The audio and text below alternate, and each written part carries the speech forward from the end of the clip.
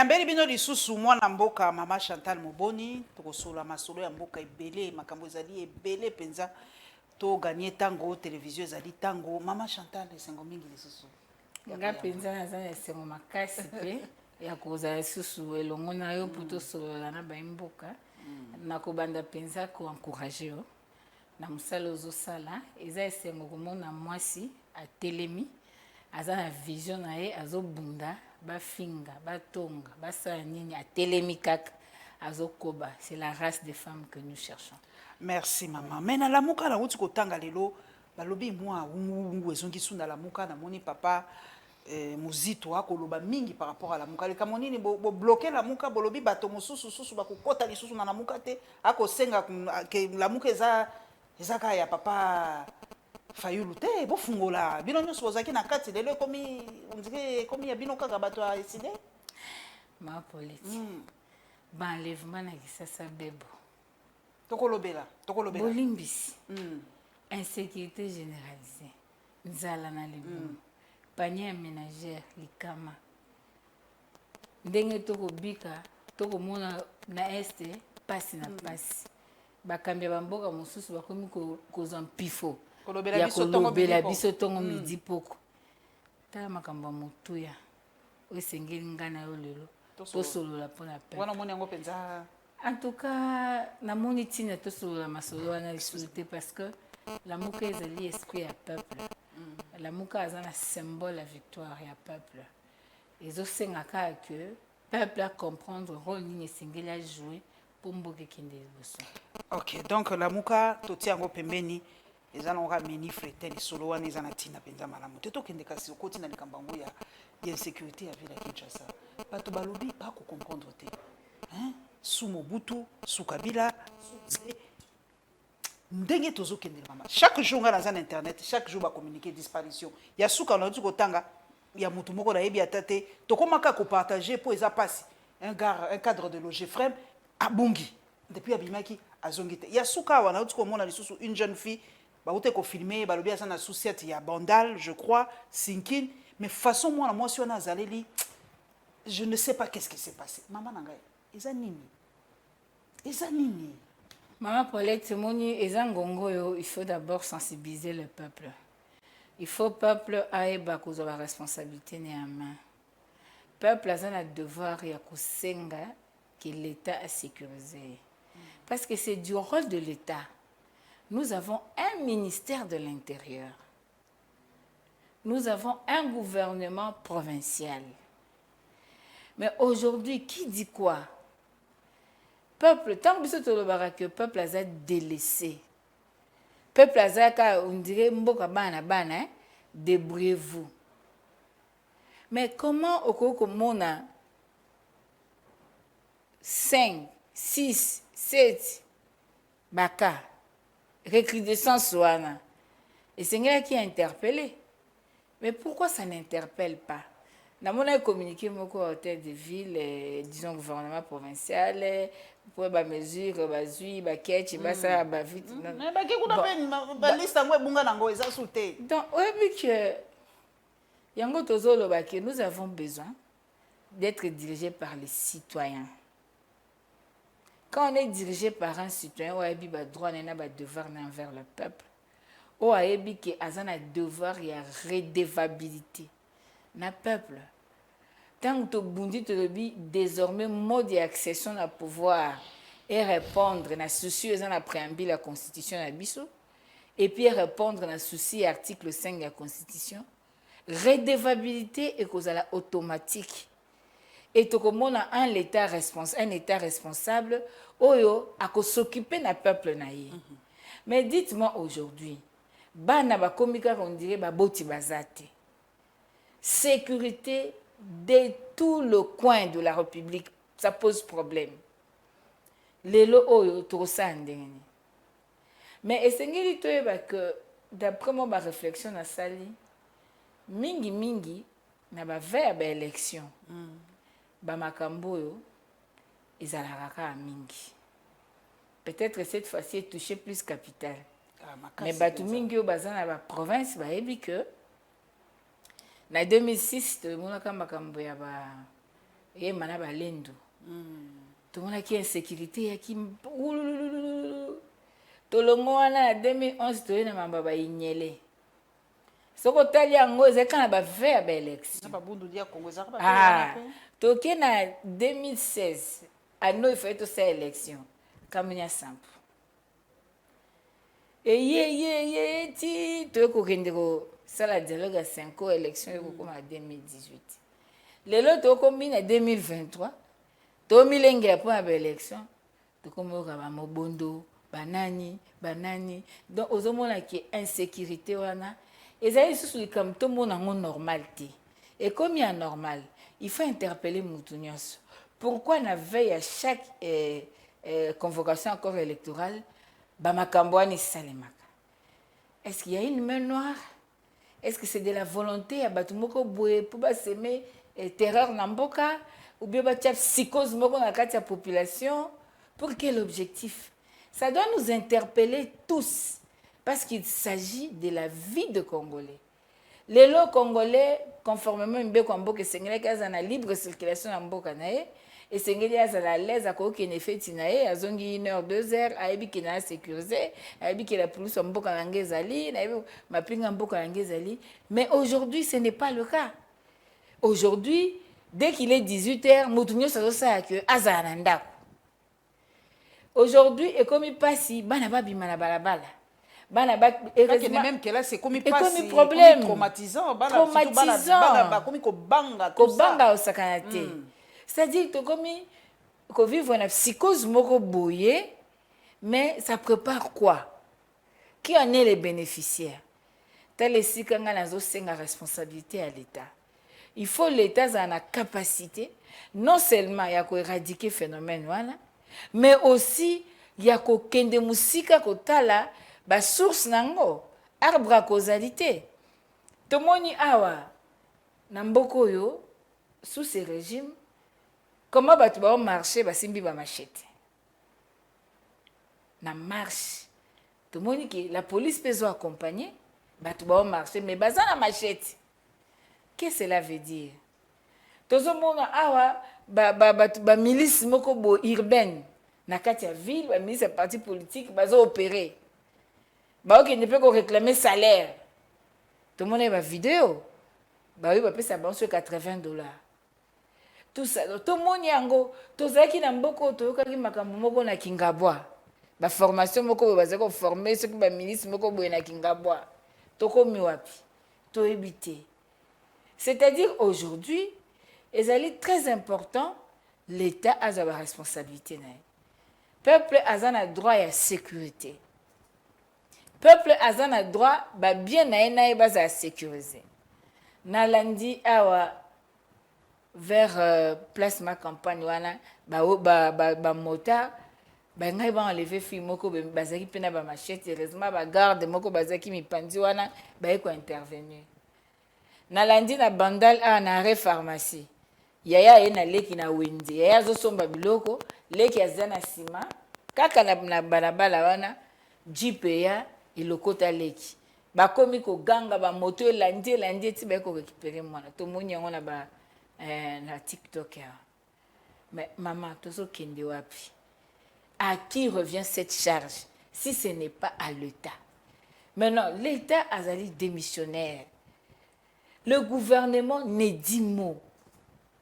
Mais ce qui comme quand makamke batu ba marché okomona ndenge ba bataille kobima. Okomona ndenge ba réseaux sociaux, ba télévision nyonso kobima. Okomona ba lettre, tozui ATT, to sali boete. Mais aujourd'hui, il fallait avoir des dirigeants qui mobilisent les peuples. Na lingara ko s'inspirer mingi na Papa Désiré Kabila. Naïbaka le 2 août 98, na bossa na date soanat. Jour guerre bandaka. Tant guerre bandi a eu un discours mobilisateur. À lobby peuple congolais. La guerre sera longue, elle sera populaire, elle sera ramenée d'où elle est venue. Aïbisi peuple na bengi bilonyo soboya kokota na mapinga. Esengeli to bundela mboka a mobilisé tellement peuple de telle enseigne que Moi-même, j'ai regretté Nabia, si je n'étais pas mariée, je serais partie m'enrôler pour défendre ma nation.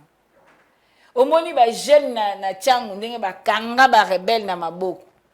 Pourquoi? Parce que le leadership a mobilisé, a pesi impulsion, a telemiye moko population a koti masolo et au moni que makambo e salama na mteke mutu ana munduki civil azokanga esa munduki.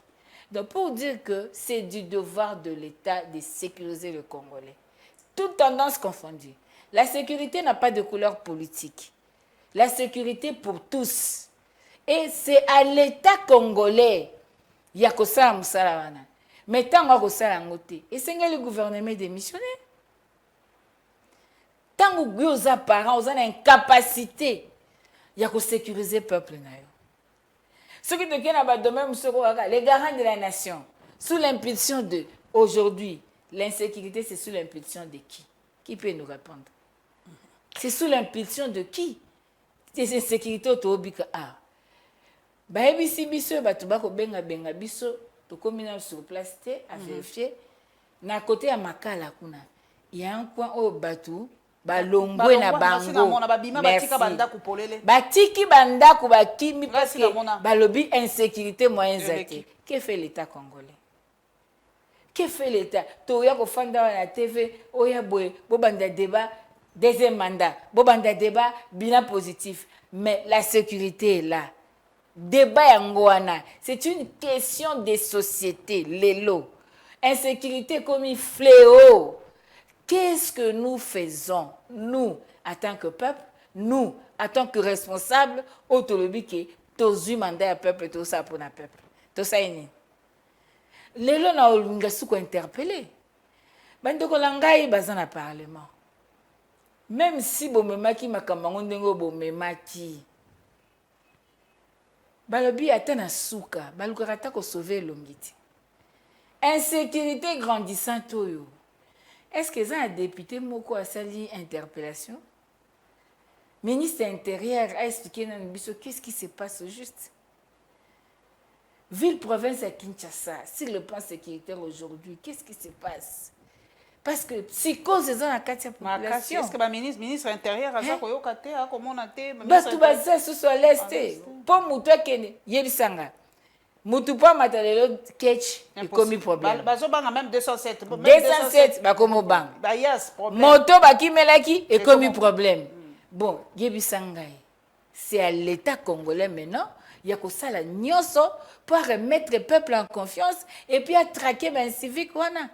Likambo mosusu ka totika na likambo ya élection mama nangai na invité soko mona qui communiquer à Seni pour tokolo be la ministère intérieur ou à interdire ba agent ya ministère intérieur ba kende na Seni kuna kaka permettre kaka baja il y a des gérades je crois des bazala kuna mama bon bato ministère intérieur ba yesi biso élection ezala organiser na ministère intérieur te ezala gande Seni topona Seni ezali indépendante bango bazoki ndoluka nini kuna soki Seni elobi c'est que peut-être Seni elembi komona bango kuna peut-être ba ko boyaka ba dossier ba to mosusu penzu basa ko salaka ba influence kuna oyo balingi te peut-être de ça maman Chantal Moboni basi balongoli. Maman Pierrette, Dani, Paulette. Tant que biso tolobaki, babaki toa ba ine. Biso ba ine. Mais le roi ba moko siko, ba komi koloba, peuple à comprendre. La compétence est d'attribution. Peuple à comprendre que tango toko bunda etumbo moni mwana mboka Martin Fayulu na lamuka tozo bunda. Ezali etumba ya maponomi ya malamu.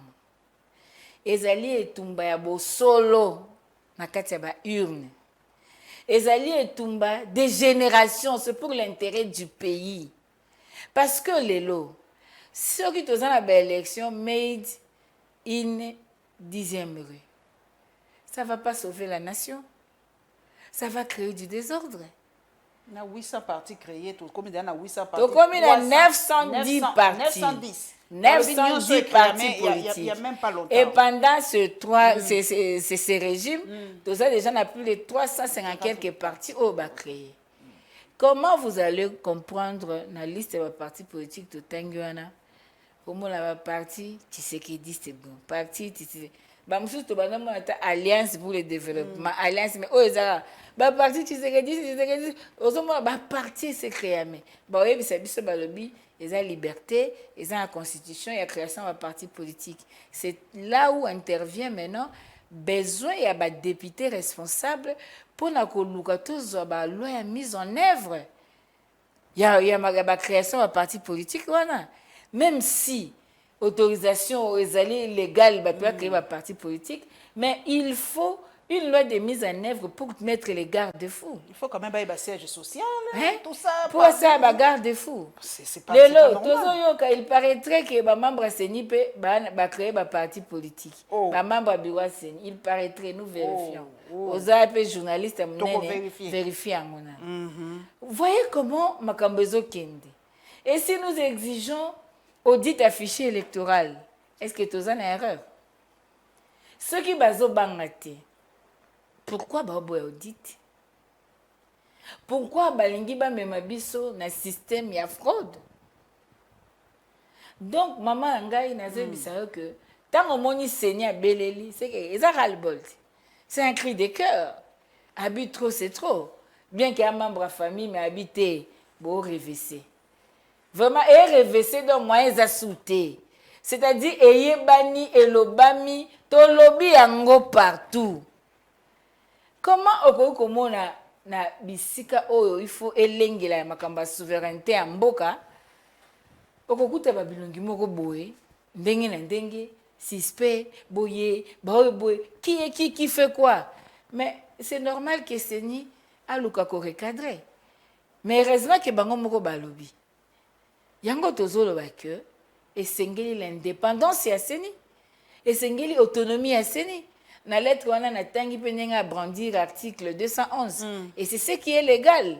Il faut seni à travailler na souveraineté na yé, na indépendance na yé, à travailler conformément yamibe kwa mboka. Mais ceux qui influence et ben dit kokota na kati et ko bebisa msala. Donc tango agangi bongo aebiti na gangi bongo ata ko koloba na polele makamunyo sauté, c'est-à-dire il y a quelque chose. Alors, que parce que nous aimons le Congo, parce que nous voulons que le Congo aille de l'avant, il faut tout ça, l'élection conformément à Mibe Kwamboka, l'élection est crédible, transparente, inclusive, pour permettre que le meilleur gagne et que la population se retrouve cette fois-ci enfin, j'ai mon choix. C'est ce que nous voulons. Maman Chantal Moponi, tout le monde a déjà premier spécimen. Il y a pièce d'identité, carte d'identité cette fois-ci. Mais le quoi les Congolais réfléchira toujours, balobi bon ok. Tokozwa kasi carte d'identité en mais balobi toyebite aujourd'hui qui est Congolais qui ne l'est pas. Ba territoire mususu ezali sous occupation. Siko carte d'identité bakopesa nani balobi bato profiter dans moi désordre ezali. Pour bazona bango ba pièce d'identité être Congolais officiellement cette fois-ci.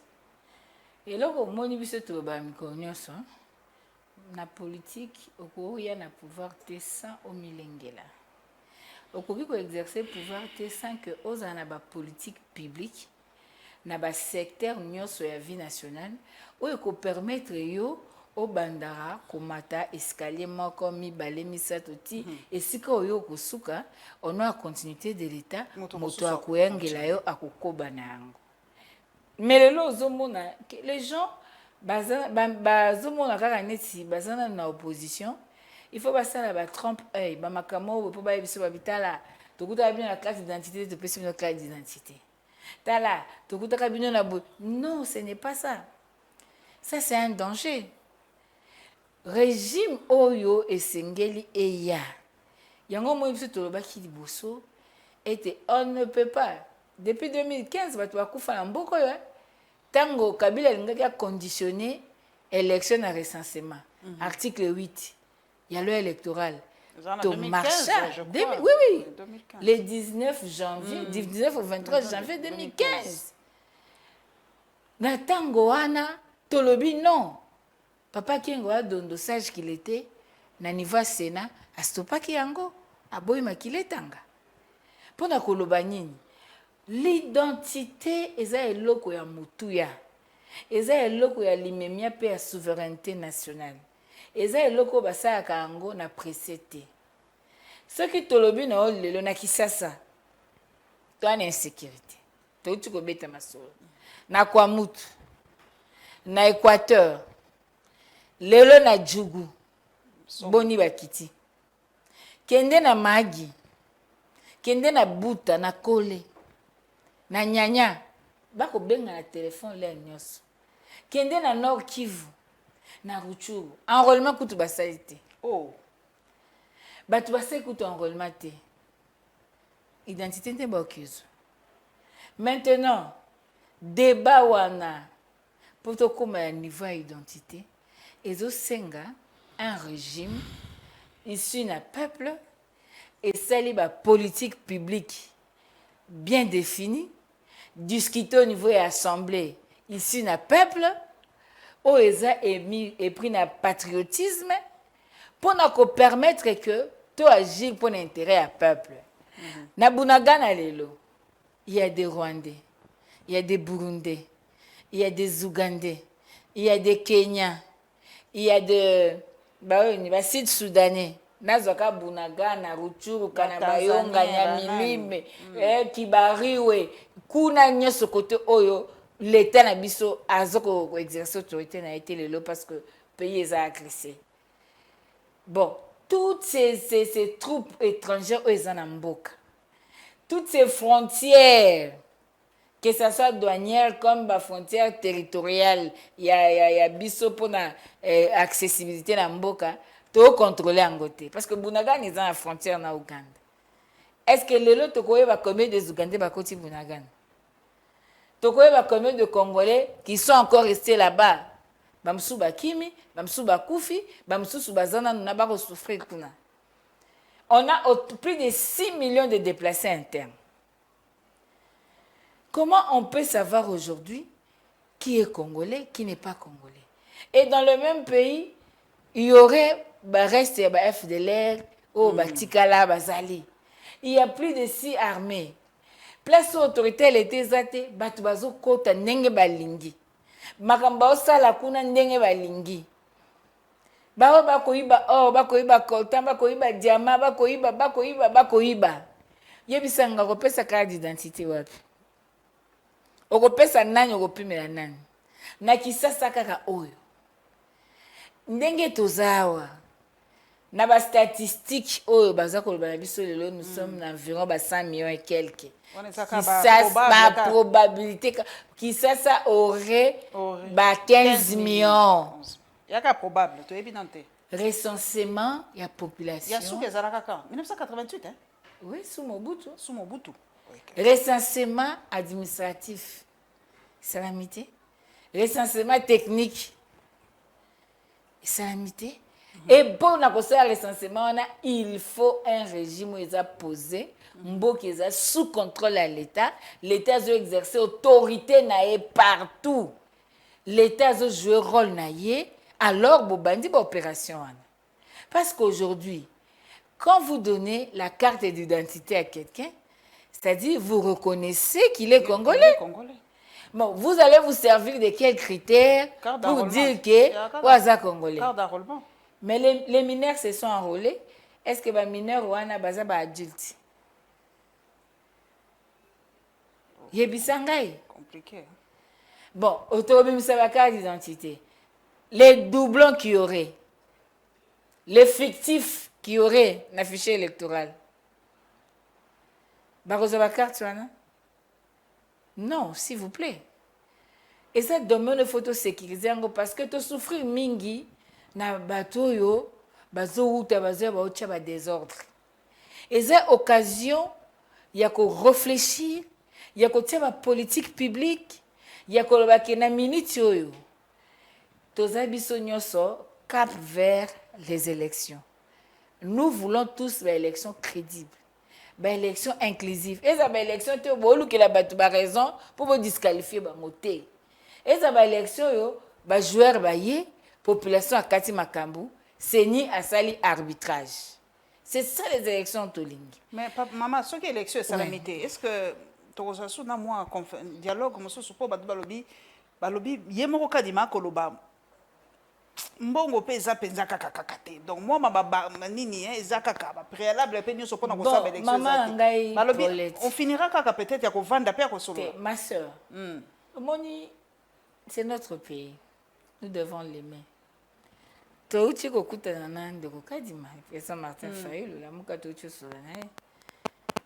Il a rassuré que l'élection est là. OK? Nalinga otable na ba remarque.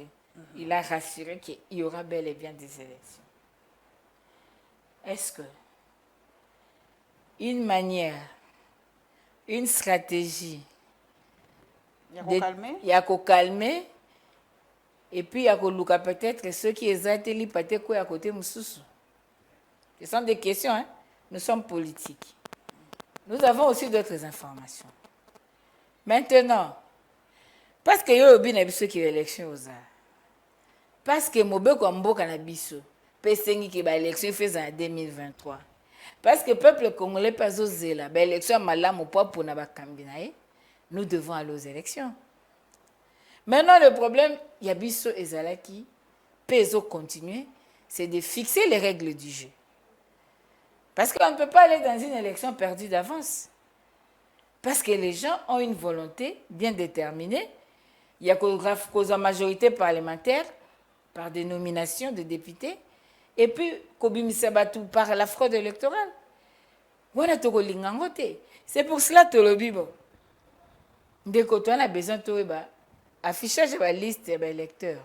Ils ont des habités à quoi afficher. À quoi afficher? Ce qu'on affiche liste des électeurs, il y a une différence entre la liste des électeurs et un fichier électoral.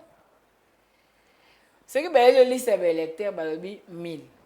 OK? Yo que tu as combo noti. Combo langeza. Pour ba combo la musuyo ebi bangote. Ce qui est ba combo lokuta. Muso ache makaya bukwanga. Muso ache ndunda pondu. Muso ache. Yo yeba ndeni ke batona bakufa, bazali be exista raté. Oye bate. Mais à partir du fichier électoral, c'est ça l'audit. Wana nde to yeba parce que là il y a les empreintes. Il y a autant de personnes, empreintes na bango ezali. Il y a autant de personnes, bazangi ba empreintes. Aux Hollande, il y a autant de doublons. Pour ce qui est au numéro 1, Chantal Moboni.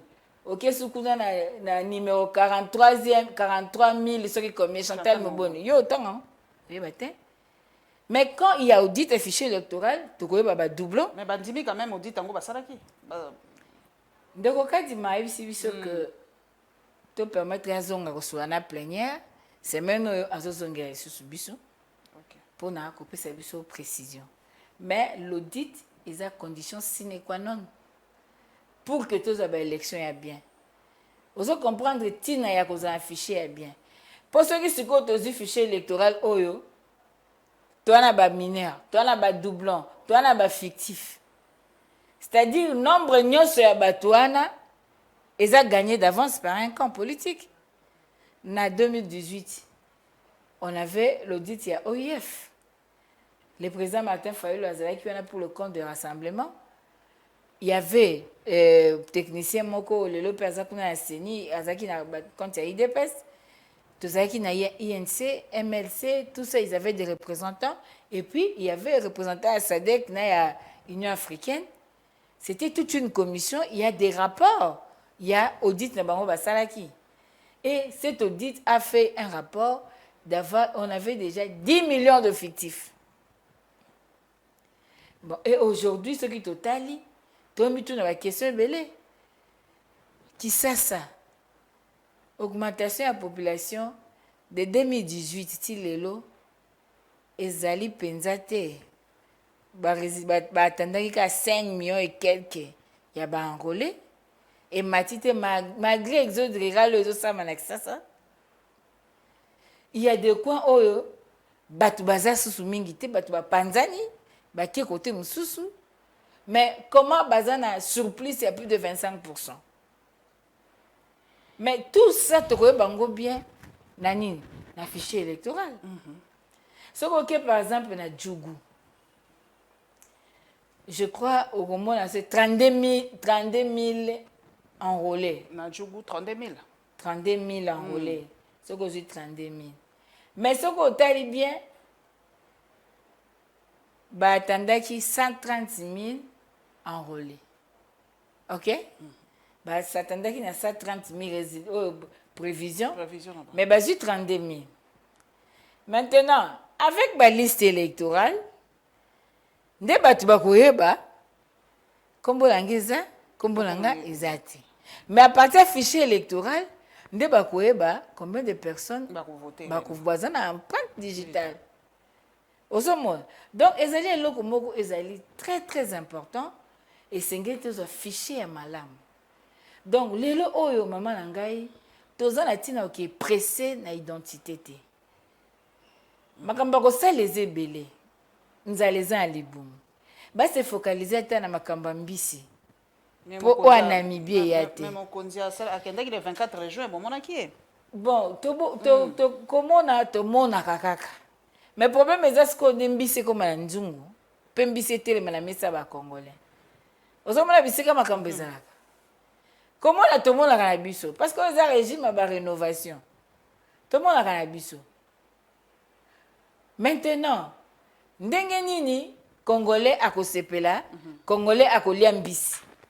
Si fait comme na nzungu. Alors, toko se focaliser to bité. Ata na mikolo etikali soki 5 mois. To sa ata nuki ata loni masangu ekobota mbango. Ata aubergine, ata biloko boye, mwa ndunda, mwa matembele, mwa baloso. Peuple asa nini? Alia. Potolo bataki te. Tango biso to lekaka wana.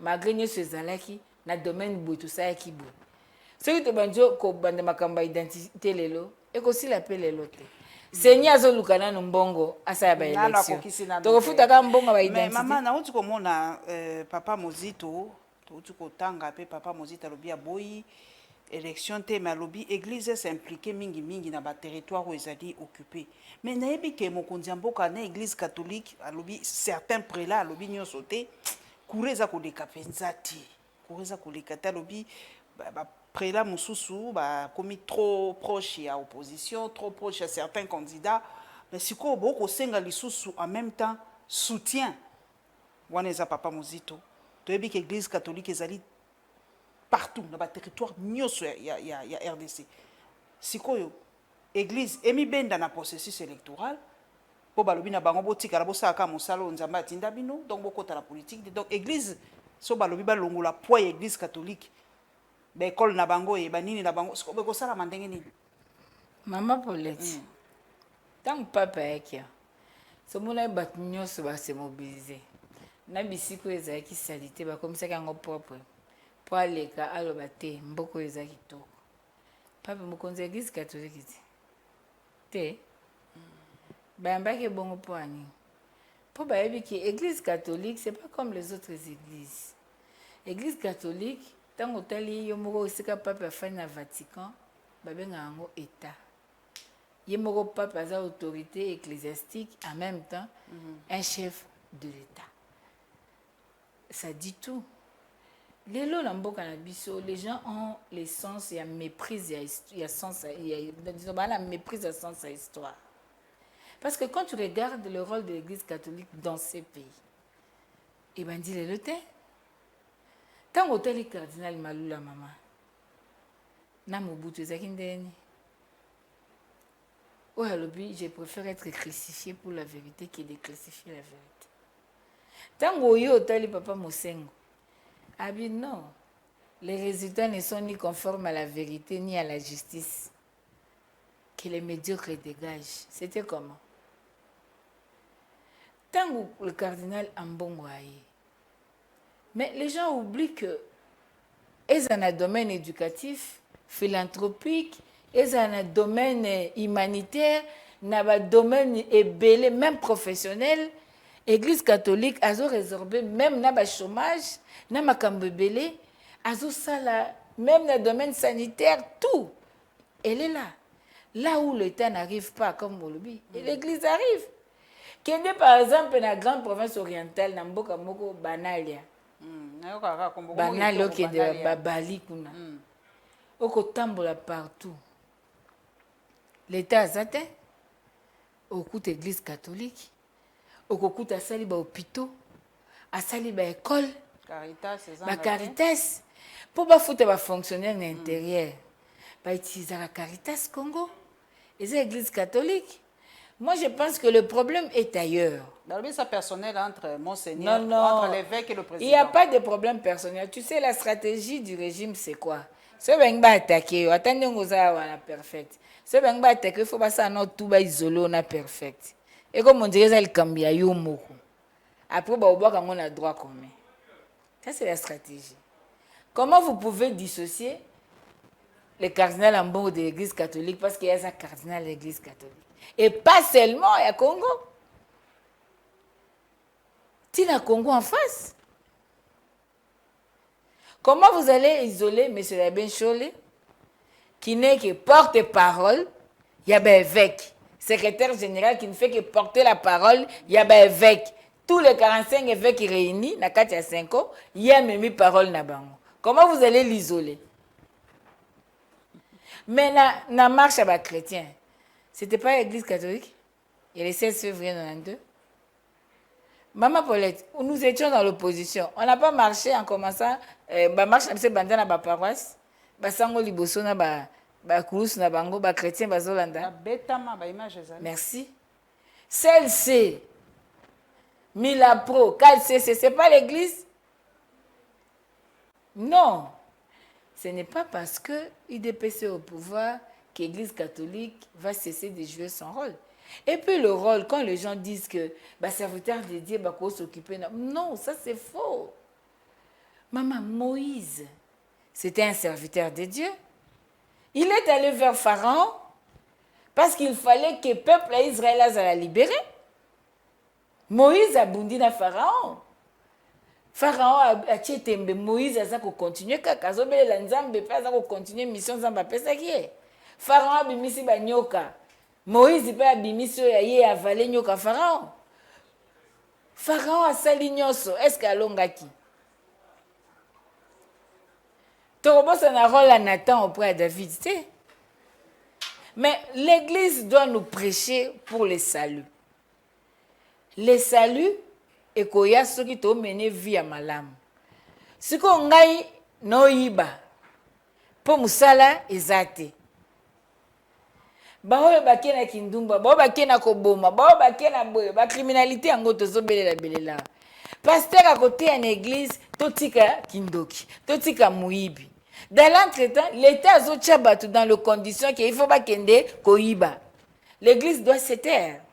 Non. L'église joue son rôle.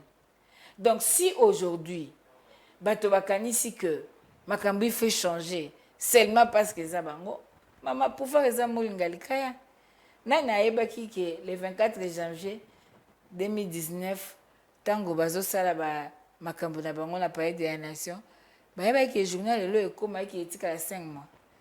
Non, c'est ça le principe de la vie. Et ça va passer. Tu peux bien avoir un sénateur à vie.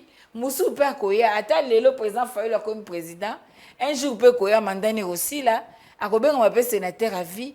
Ou peut accueillir Azu président.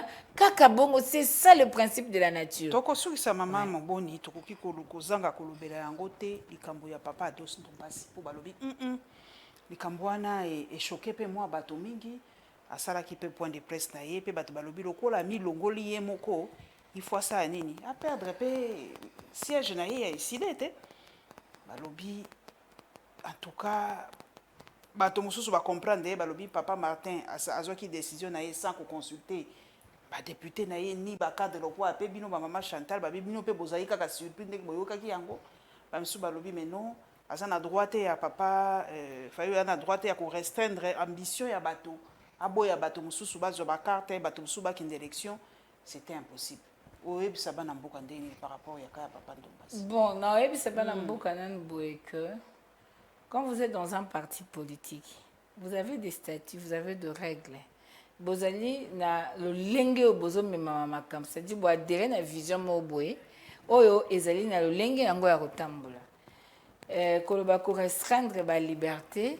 Je pense que ça na place na ngote parce que ceux qui mutu alingi azala sous norme au parti ça comme mématé à plus indépendant. Or ce que continue à s'adhérer à un parti politique Aux un statut, aux un règlement intérieur.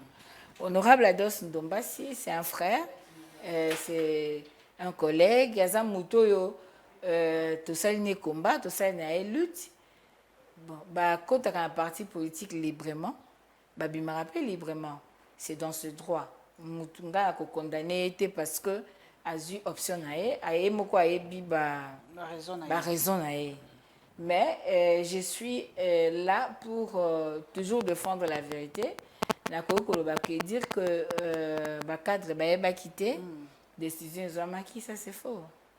Ça c'est faux parce que il y a eu de réunions, ils ont un niveau bureau national, ils ont un niveau bureau national élargi dans la structure de base. Même le jour où le président Outeki voyage, il est passé directement à la siège pour réunion et Zala. Il y a eu des discussions.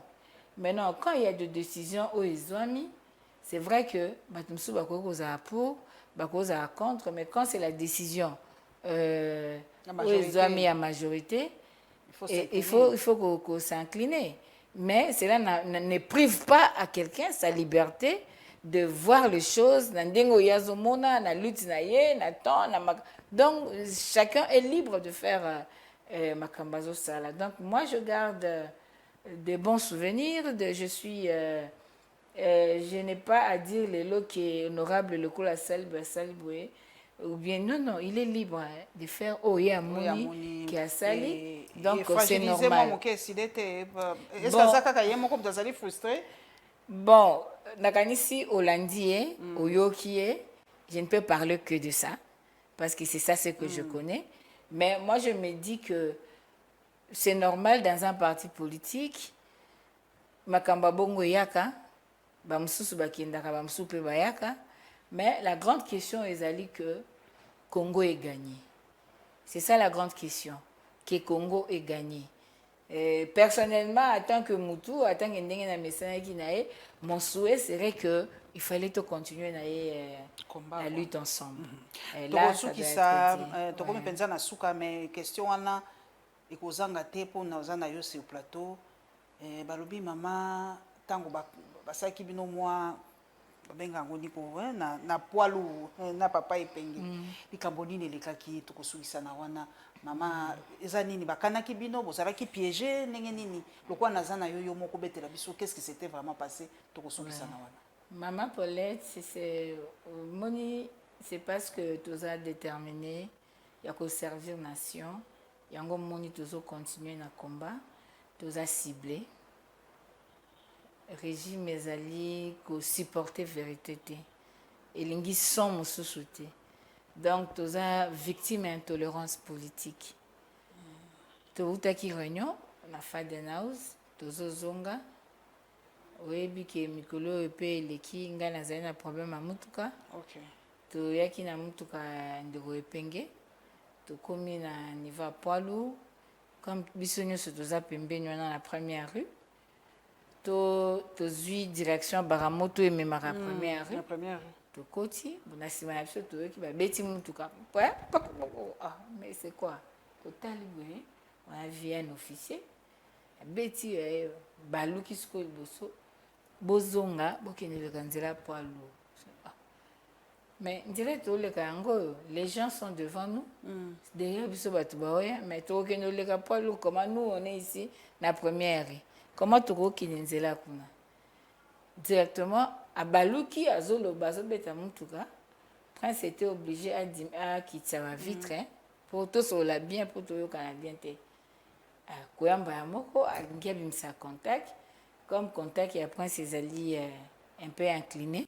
Contact est boy Kobima.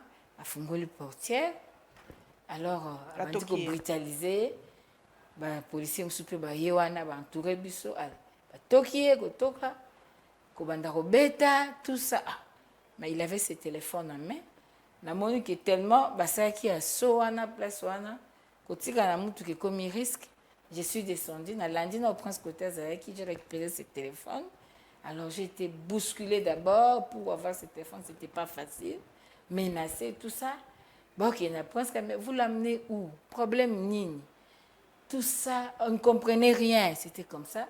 Alors, Kenae, Moi, je suis restée, on me dit, na Jeep, Jeep, Tokende. Jeep était côté à 14e rue. Je na okende osala nini nga na yebi bino te soki bayebisi bino bokanga nga lakisanga mokanda bapesi bino bokanga nga na okende na bino wapi je ne vous connais pas, je monte pas. Et j'étais brutalisée par rapport à ça. Je devais monter dans la Jeep. Je dis autant me tuer libanda parce que bato baoleka bamona ke baoboma mama Chantal ke nakota na mutuko na habité place bomemanga. Pourquoi vous insistez surtout que 14e rue parce que tout le monde va comme ça. Est-ce qu'il y a quelque chose qui est là-bas? Il y a quoi? On ne sait pas. Et j'ai résisté. Na boy, dit bino batala muka bino, to succès bino, okomona. Benga VPM. Mais moi je regarde comme ça. Après avoir été brutalisé, dans un cas na sac na kangi boy comme il y avait presque tout dedans, na kangi yango. Alors il y avait un gars à l'attaque jean na t-shirt à pembe. C'est lui qui tapait Prince Ming na mâchoire. Quand ils sont partis avec Prince, lui, il est encore retourné vers moi. Et c'est lui qui m'a terriblement menacé encore. Maintenant, quand ils ont dit appelle VPM, Bazu va former un numéro, va benga VPM, Babanti koso, tozu bango toa, maman Chantal yeyo, et penge déjà peut être bakenae, tozo kenae, to côté na Jeep, bazo solo là. Je ne sais pas ce que la personne a dit, mais na moni ba benda na mpandi, ba ko solo la kuna, po ba si ça ma solo na bango. Et dans l'entretemps, j'ai vu que moi, ici, moko ezalaki, bengi moto, moko ezaki wana, je suis montée dans la moto, n'a s'échappé. Et j'avais fait un effort déjà d'appeler Lexis, parce que na autant que solane, ezaki, seul cas, na c'est kaka non, ka langage aéronautique, na c'est ngabi, Prince a levé, Chantal menacé, na baramoto, na ba police, ok, et katika wana. Le message jusqu'au eleki. Alors, maintenant, comment je voulais partir dans la moto, le gars qui avait jean wana t-shirt à pembe, accompagné la motard moussous na force, c'est eux qui nous ont suivis maintenant. Bandi ko beta nga yazaki ko la moto, bazo beta nga na sima, bazo benda nga suki, bazo beta ti, donc on déstabilisé biso tozo kende. Et le monsieur qui m'avait amené, gloire à Dieu, c'est quelqu'un, Nabi Kanzambe Mouatinda qui est. À ça qu'on tenait le cas, bon, mais à un moment, il y avait un déséquilibre. Quand on est tombé, les gens pensaient peut-être que Batouba Kouei, car à la moto, maintenant, les gens qui étaient dans la moto, bah, Kiti, maintenant, bah, est-ce qu'on bandi ko betanga? Bazo bendanga souki l'autre, bah, betinga, et l'autre mokwa, il voulait à tout prix prendre mon sac. Moi, vraiment, l'ando kangamango, parce qu'il y avait vraiment babilo kolanga ya kati. Maintenant, alors, j'étais là, n'ando koga sous-souté, et heureusement, passant bazai koleka batu ya quartier wana justement soko uti côté basopara ba saleté wana na ba faux sceptique wana na nzela sortir ba rayo wana batu banti ko oh maman Chantal maman oh non bah alors sangwekei les gens sont venus et ba yeko mona ke bazaki muke ils pouvaient plus continuer bazongelika à côté oyo ba menacela ki biso wana ba matina ba moto ba kei et là ce sont ba motards wana tout ça qui m'ont amené ba maman tout ça alors je vous dis ma soeur c'est 4e fois na betama na zala agressé mais ezali la plus sauvage des agressions au na Sibir mutu nde naza na tchakaka mai na koka kokanga suki te na koka kosala eloko mutu ezalaki koswa na ndenge moko yosakana te mais grâce à Dieu parce qu'on a une mission pour ce pays, il nous préserve encore. Merci beaucoup, Maman Chantal, na témoignage. En tout cas, merci na baoba kolanda biso à travers le monde, na canal et à la Lyon TV, na Nyota TV. Merci na ba chaîne partenaire Perfect TV, na Central TV. Bolanda biso, petokokuta na bino mbala sima, nzamba batela biso. L'enlèvement ou babiloko nous sommes à vivre et diminuer moquer parce que c'est quand même la capitale tala baja francophonie tolobi tout est pays ba comme déjà ko désister Québec est désisté Belgique est désisté to yebite ndenge nini to koleka po soki mboka basango balèvement ezali bakabanini ekozala sango malamu te este pe tolobi te mais tozaka ka dépenser avec eux to komona bino mbalasi